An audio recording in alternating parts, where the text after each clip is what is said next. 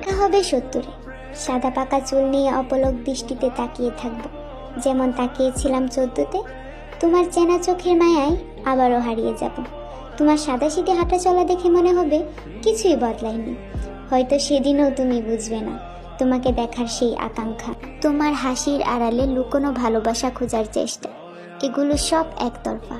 হয়তো তুমি তখনও বুঝবে না তোমার মুখে এক চিলতে হাসি আমার গোটা পৃথিবী আলোকিত করে দিয়েছিল, ঠিক যেমন 14-তে করেছিল। 14-তে যখন প্রথম দেখেছিলাম তোমার মুখে সেই নিঃশব্দ গল্প আমাকে মুগ্ধ করেছিল। তোমার প্রতিটি হেসে ওঠা, তোমার চোখের মায়া, সব যেন আমায় গভীরভাবে তোমার মায়ায় ডুবিয়ে রেখেছিল।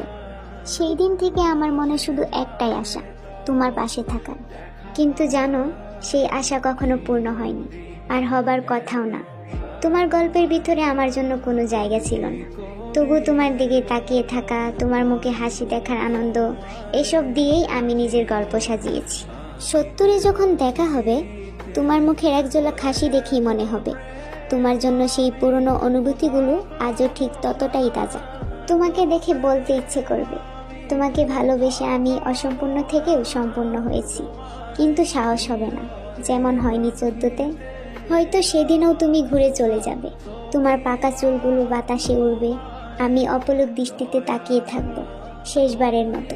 তোমার প্রতি এই একতরফা ভালোবাসা, এই নীরব অনুভূতি চিরকাল আমার সঙ্গী হয়ে থাকবে। তোমার অজান্তেই তুমি হয়ে থাকবে আমার গল্পের শ্রেষ্ঠ অধ্যায়।